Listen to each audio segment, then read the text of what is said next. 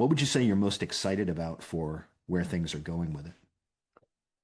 Uh, that's a great question. I think it's to some extent, giving me more security in my mind that I don't have to worry about little pieces. Every day that I leave the office, I don't have this, oh, now I have to worry about tomorrow thought that lawyers often allow to pervade, including myself. When I'm talking about lawyers, I'm really talking about me, to pervade their thoughts. Oh, okay, well, I had a great productive day today, but now I have to do tomorrow and over and over and over again. And we have this gloom and doom mentality that I think is fueled by open loops.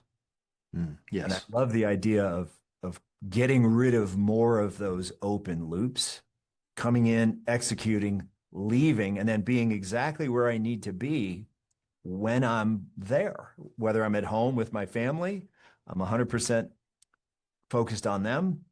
And I'm, with certain exceptions, I'm not worried about, oh, did I close that open loop? That to me is huge. Hi, and welcome to Main Street AI, the podcast where traditional businesses are quietly revolutionizing their operations with artificial intelligence and winning. In this podcast, I sit down with industry leaders from law firms and professional services and other Main Street businesses to explore their AI journey.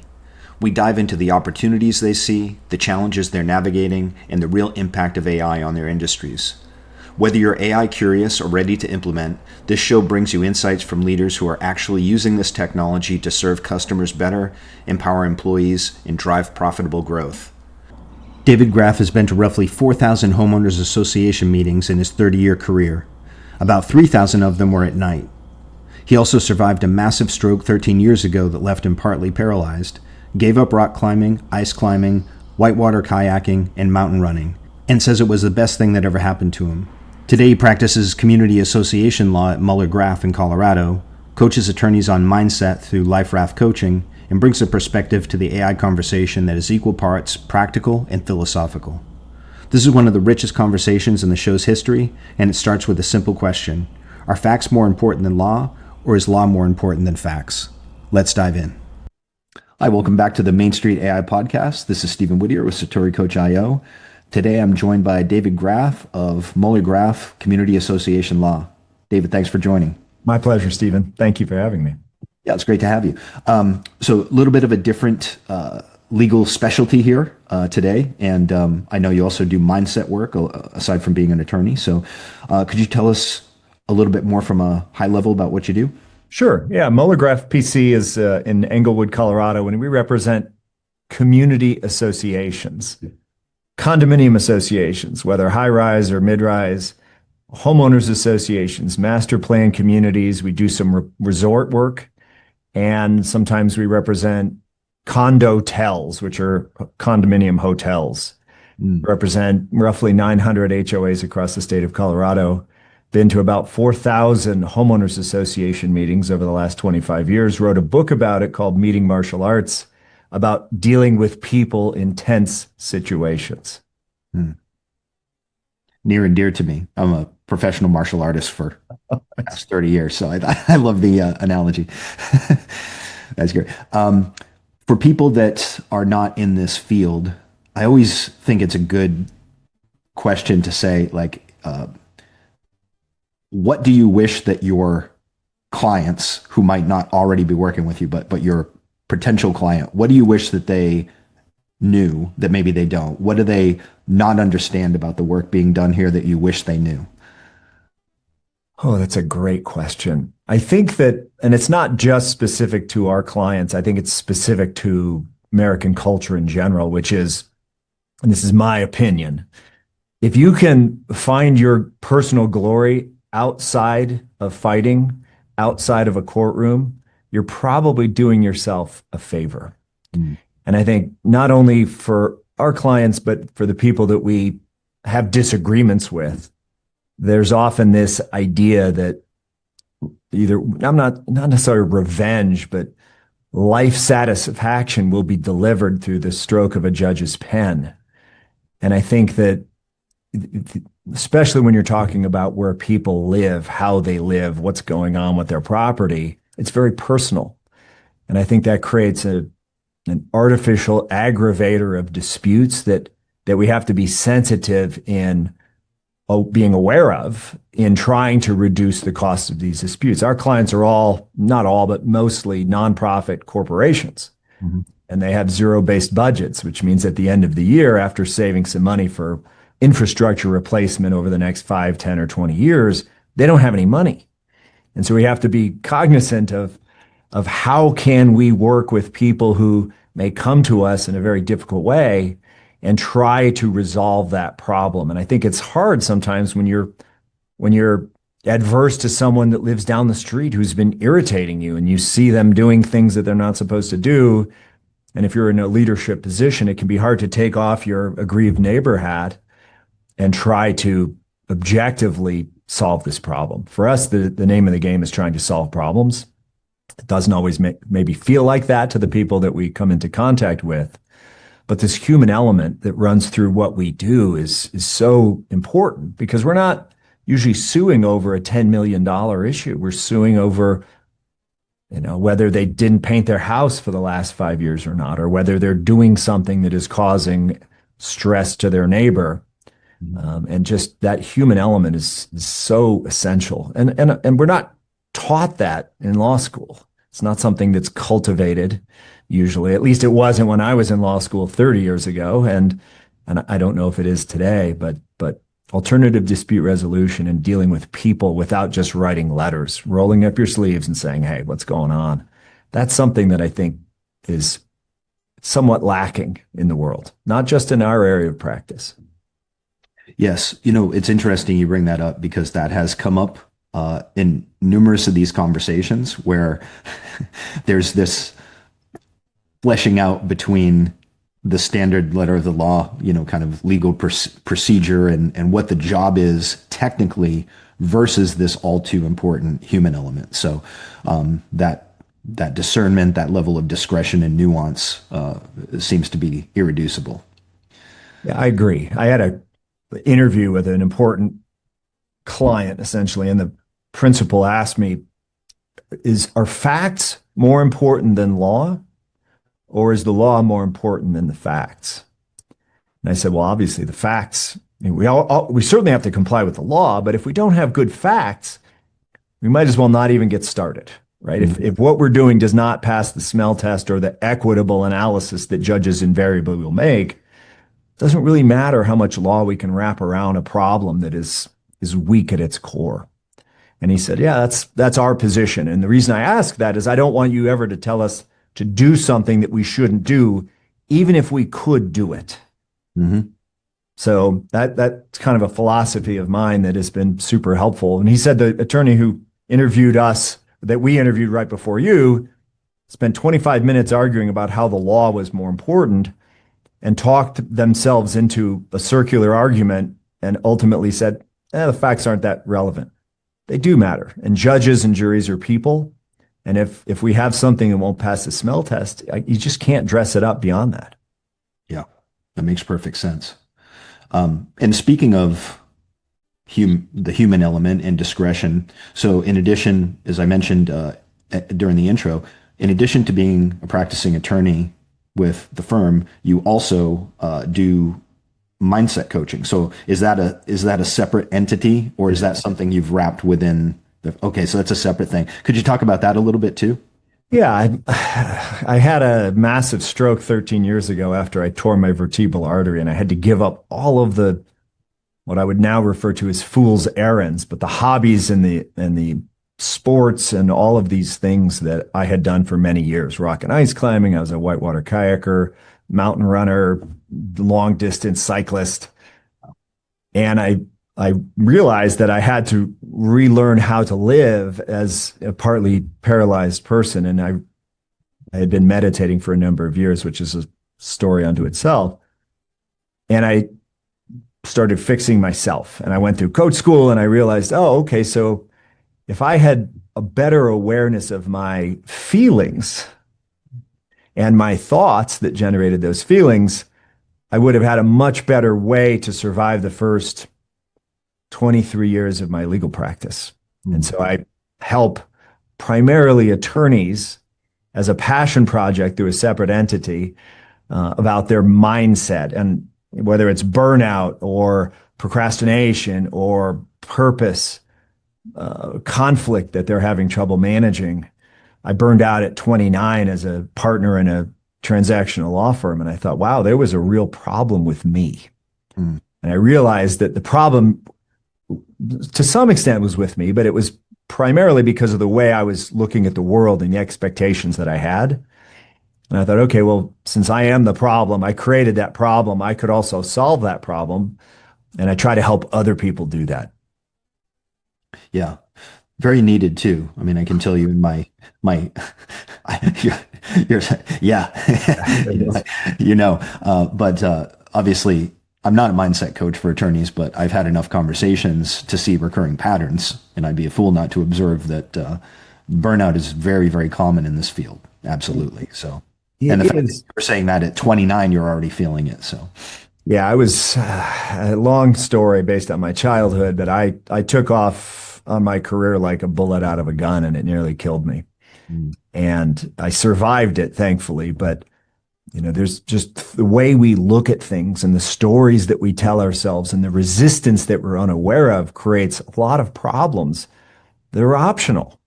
Mm-hmm. And so, I try to find those patterns, and they become obvious when you're not trying to solve it from within your own head. You can say, okay, well, this is what you present as the problem. Is that really a problem? And sometimes it's not a problem. It's just a story that we continue to tell ourselves because we think it's true.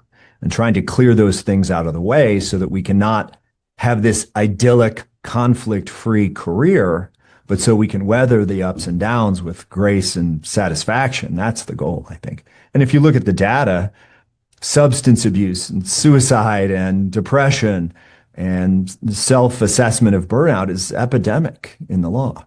Yeah, absolutely. Really good. I'll transition over now to talking about the technology piece. So I already know you had mentioned that you're using AI.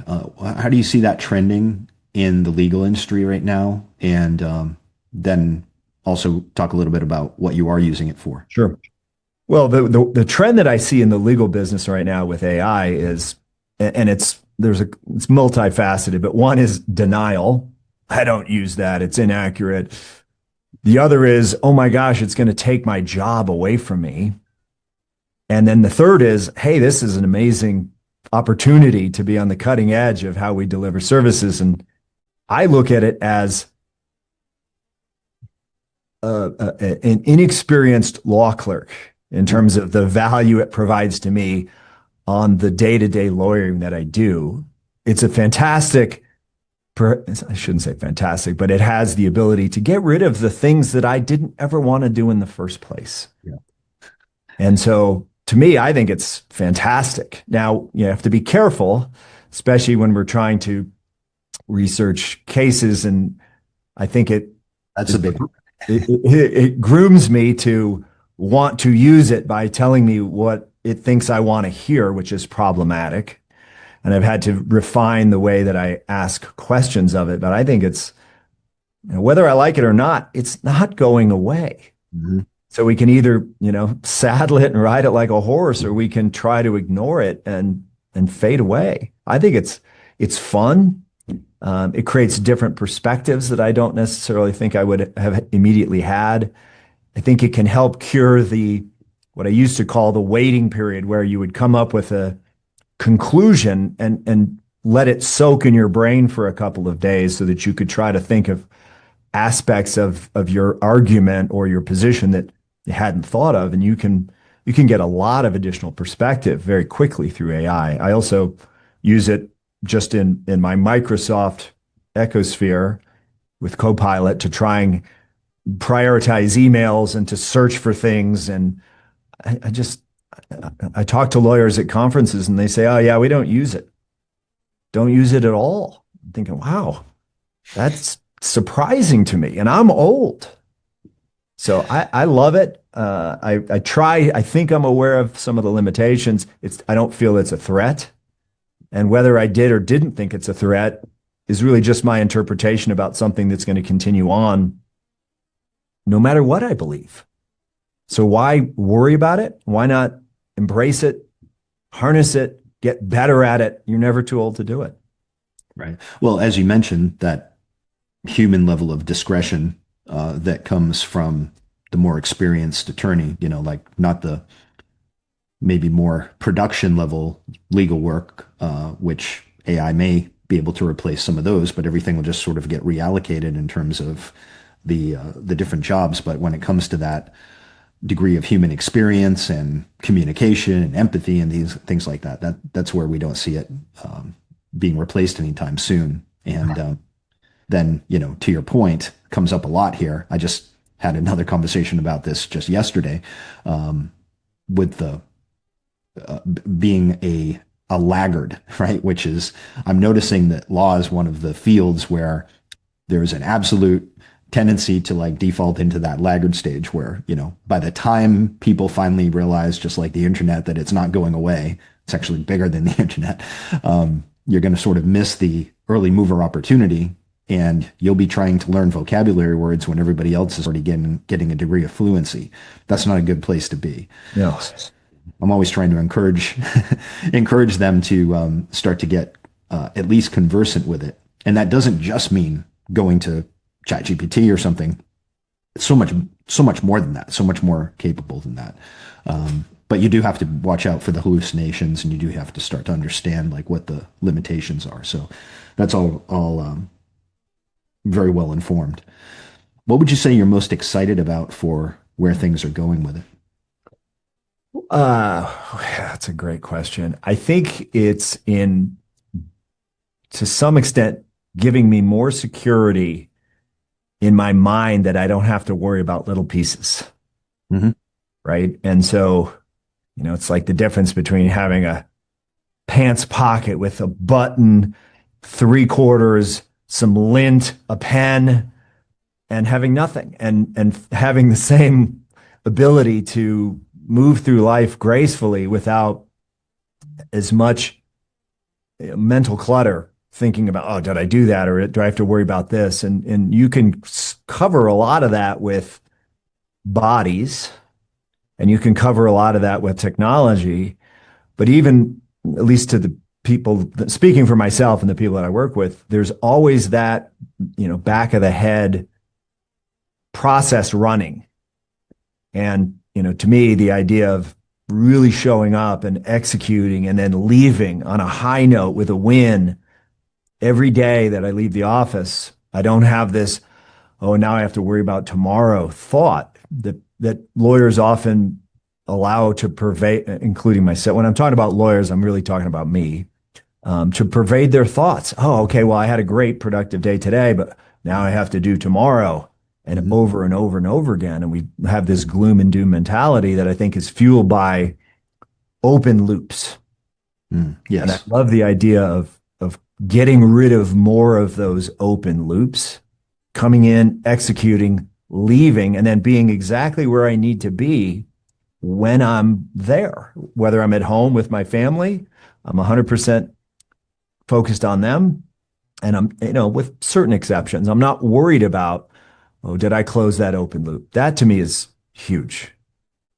Yeah, absolutely. I think that's such an important observation. The open loops, I mean, I've lived it too, 100%, where, it's very hard to be present when those loops are, constantly there just in your mind, and then kind of robbing ourselves of quality life, especially with, the things that are most important. What would you say, if you could hypothesize, like if we were to go out 5 years, what do you think in the legal industry will look exactly the same, and what might look radically different as a result of all this emerging technology?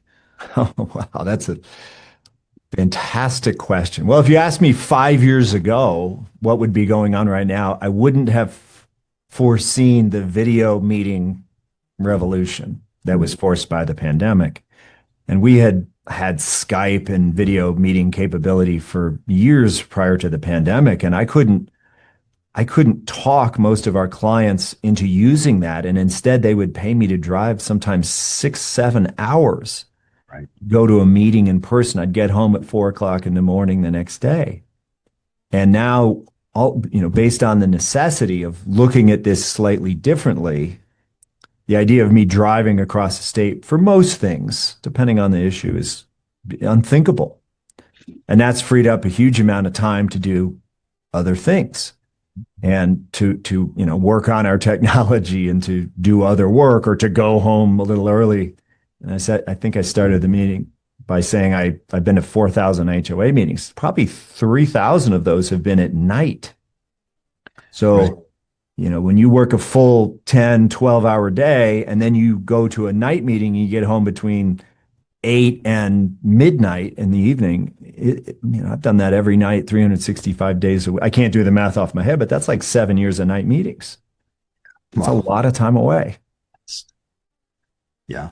So it is wild. To your point there, I've done a couple of interviews now for the show where we've had, again, as a result of this kind of paradigm shift on how these meetings are done and using Zoom and technologies like that, there's some firms who are 100% remote now. Mm-hmm. Even if they have an office, like they've scaled way beyond the capacity of their office and they actually have most of their staff working. That would have been completely unthinkable. Completely.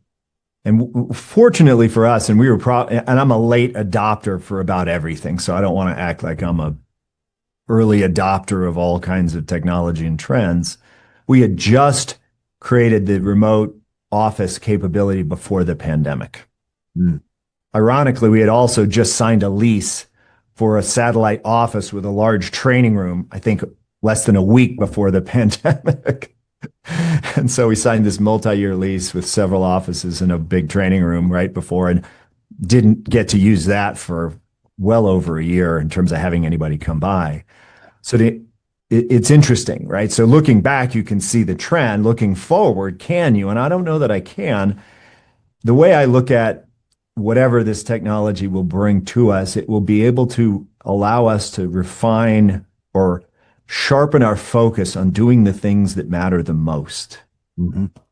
And making the most productive use of our attention, right? That's the resource, right? It's time. Well, it's actually focused attention to me is way more valuable than time.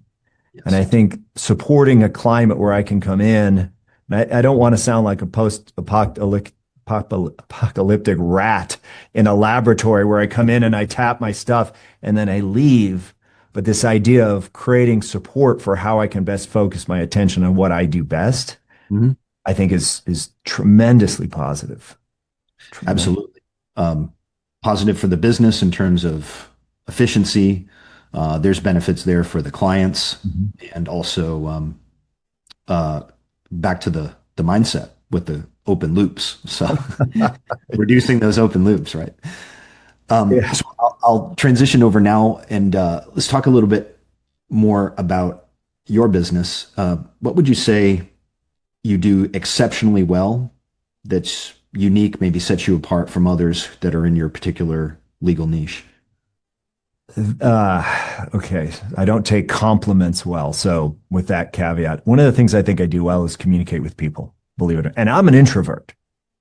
And so within our network of contacts that work with us and within our office, I'm kind of the people whisperer. Mm-hmm. And so I had billed myself as the person who could talk to nearly anyone, talk them off the ledge. And that's not selling them anything. It's actually based on listening.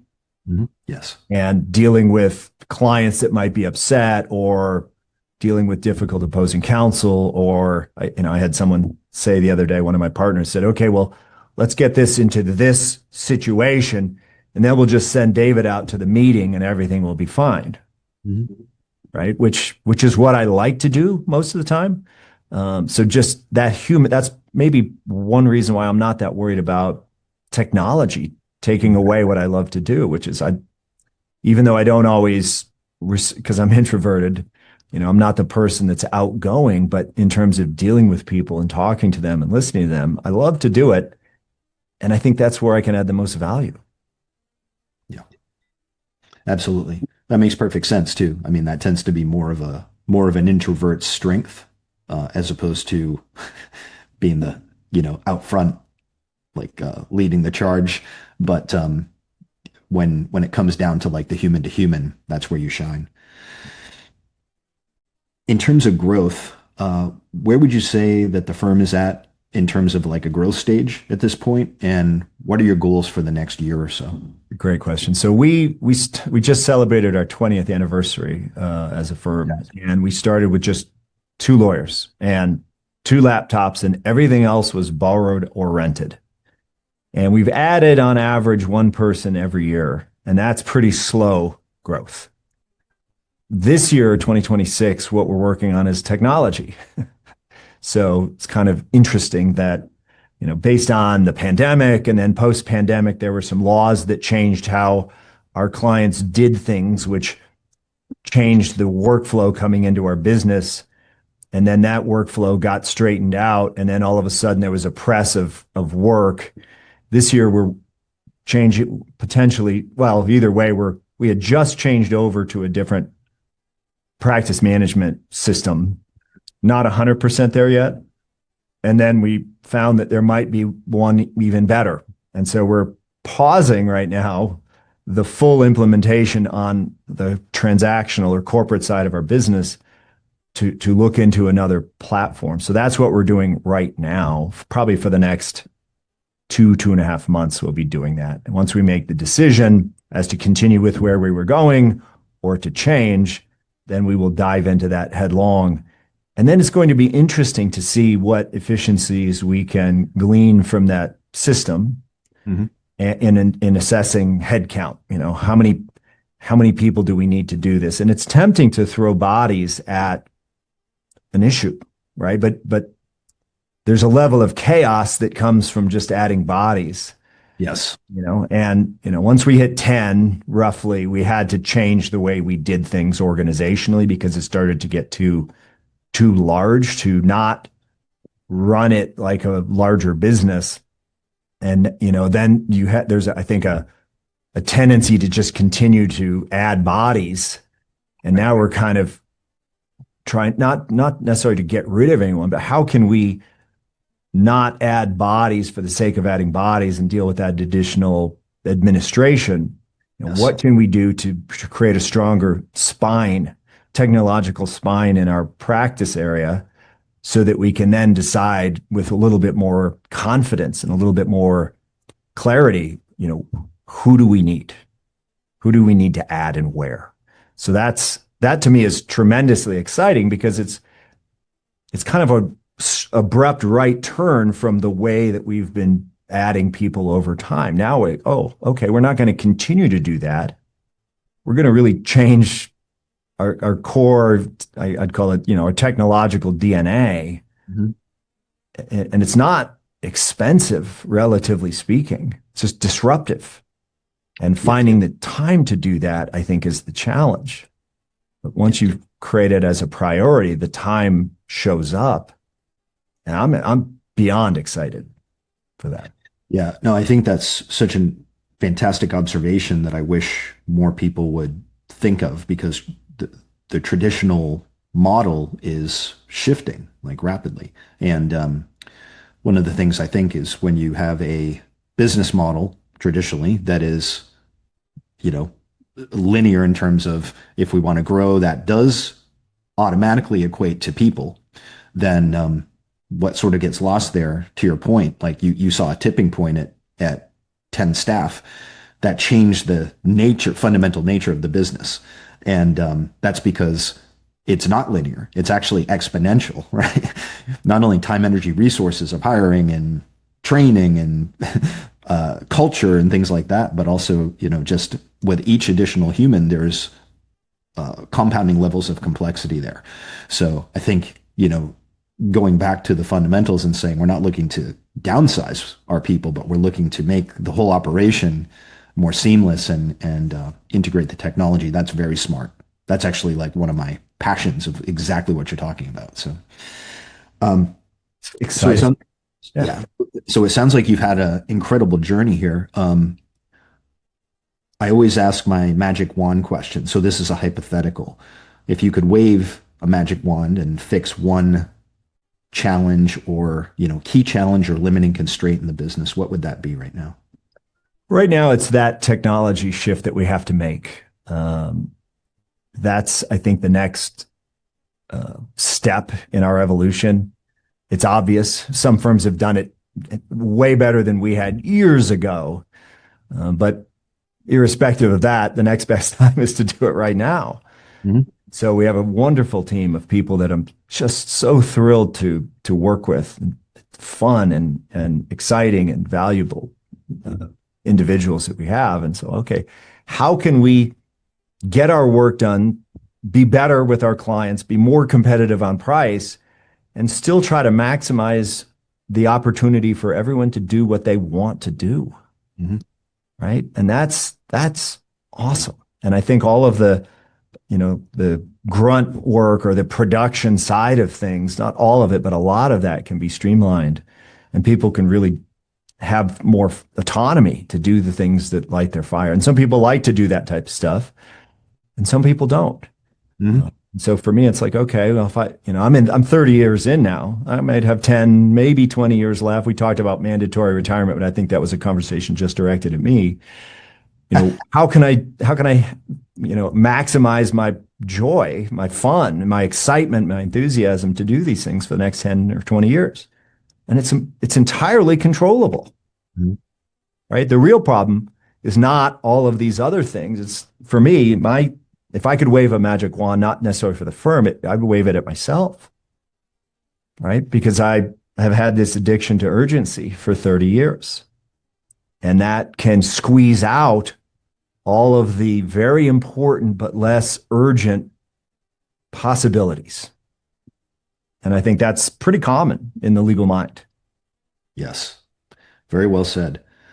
I always like to end on the personal, so kind of transition from talking about business growth and tech and things like that. What would you say is your big why that doesn't have to do with, say, growth and metrics and all of that, but what gets you excited to do what you do every day? It's a great question. In fact, I just gave a public talk on purpose, Mm. not as opposed to by accident. I mean, on life purpose. And it talked about the role of faith, or not. I'd studied Zen for 26 years, and it helped me clear my mind, but it didn't give me purpose. And so for me, the theme of my life is to get better and to help others get better. Mm. And so I've got a specific plan for how I get better, with milestones and challenges. And then I have specific goals on how I can help others get better. And primarily that's through my coaching. Excellent. How can people reach you, both for legal services, for the community association law, and also for your mindset coaching? Yeah, thank you. It's DGRAF, Graf at MOELLERGRAF.com, or David at liferaftcoaching.com, all one word. And the life raft, so people have told me the life raft is a terrible idea, but to me, it epitomes, it's kind of symbolizes the lawyer's crisis, which is crashing and burning into the ocean, Mm-hmm. but more frequently is just treading water. Ah, good. That's really good. Mm-hmm. And just continuing to grind it out, thinking that there's nothing that you can do to change that. And so the life raft is less about crashing and burning and really just about getting out of the water and seeing with a little more perspective which way we're swimming towards. That's great. David, thank you so much. This was a really excellent conversation. I My appreciate pleasure, Stephen. Great pleasure to meet you. You too. Take care. You too.